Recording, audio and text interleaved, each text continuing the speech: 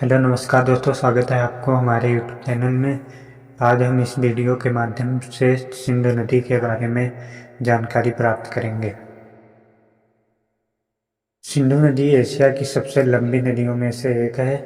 यह पाकिस्तान, भारत, जम्मू और कश्मीर और चीन, पश्चिमी तिब्बत के माध्यम से बहती है।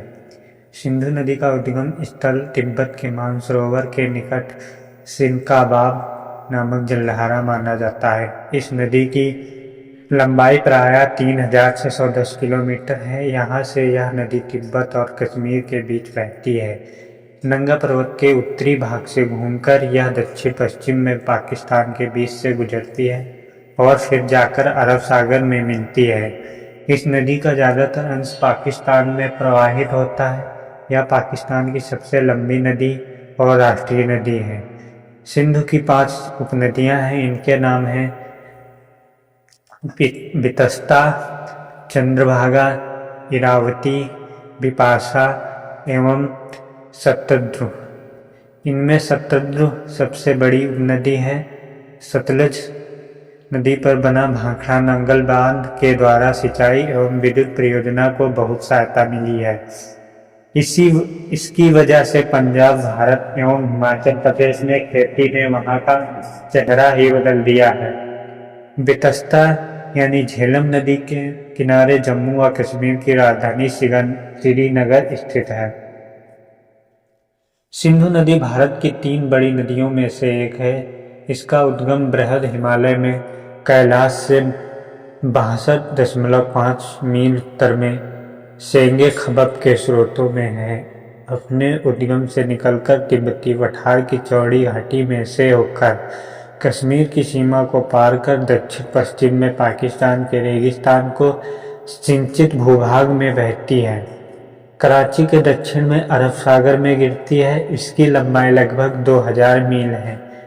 बलिस्तिस्तान में खाई तासो ग्राम के समीप यह जास्कार श्रेणी को पार करती हुई 10,000 फुट से अधिक गहरे महाखंड में, जो संसार के बड़े खंडों में से एक है, जहां यह गिलगित नदी से मिलती है, वहां पर यह वक्र बनाती है, दक्षिण पश्चिम की ओर झुक जाती है।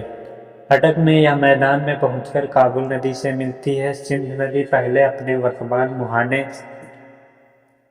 से 70 मील पूर्व में स्थित कच्छ के रन में विलीन हो जाती है, पर रन के भर जाने से नदी का मुहाना पश्चिम की ओर खिसक गया है। झेलम, चिनाब, रावी, ब्यास एवं सतलज नदी की प्रमुख सहायक नदियां हैं।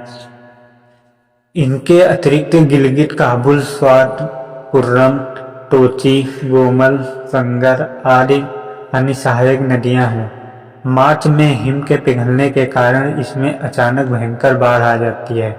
बरसात में मानसून के कारण जल का स्तर ऊंचा रहता है, पर सितंबर में जल स्तर नीचा हो जाता है और जाड़े भर नीचा ही रहता है। सतलुज एवं सिंध के संगम के पास सिंध का जल बड़े पैमाने पर सिंचाई के लिए प्रयुक्त होता है। सन 1932 में सक्खर में सिंध नदी पर लॉयड बांध बना है, जिसके द्वारा 50 लाख एकड़ भूमि की सिंचाई की जाती है।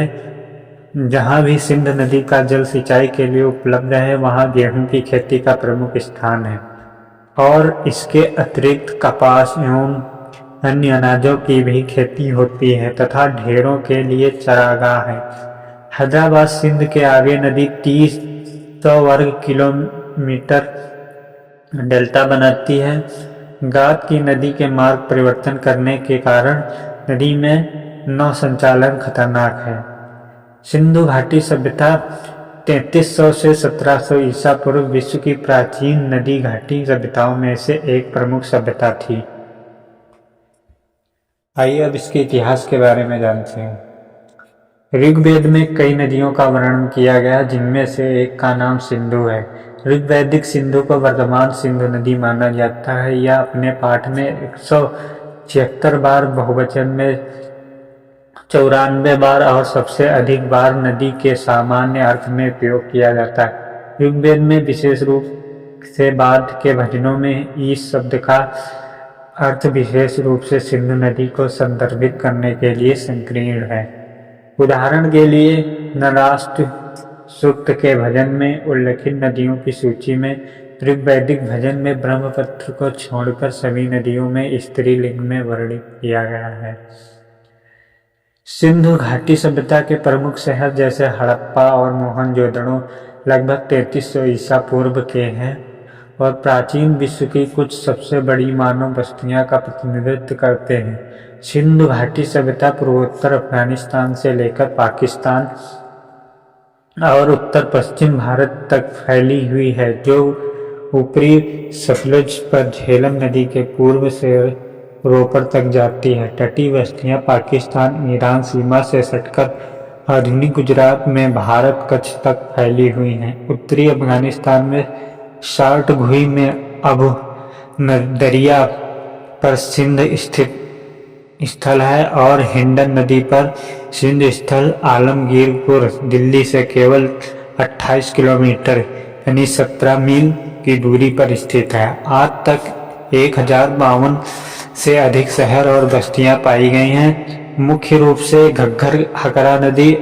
और इसकी सहायक नदियां के समान क्षेत्र में हैं और इसकी सहायक नदियों पर 800 से अधिक ज्ञात सिंधु घाटी स्थलों में से केवल 90 से 96 की खोज हुई है। अब सतलुज हड़प्पा काल में सिंध की सहायक नदी घग्गर हकरा नदी में बह गई, जिसके जल क्षेत्र में सिंध की तुलना में अधिक हड़प्पा स्थल थे।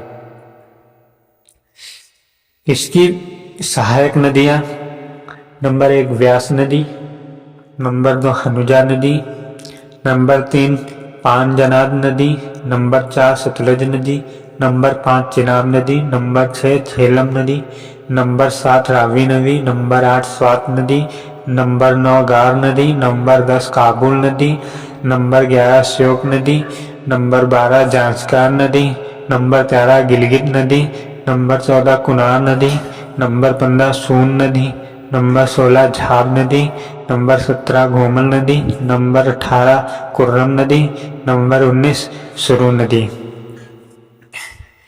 अगर दोस्तों यह जानकारी आपको पसंद आई हो तो हमारे चैनल को सब्सक्राइब जरूर करें।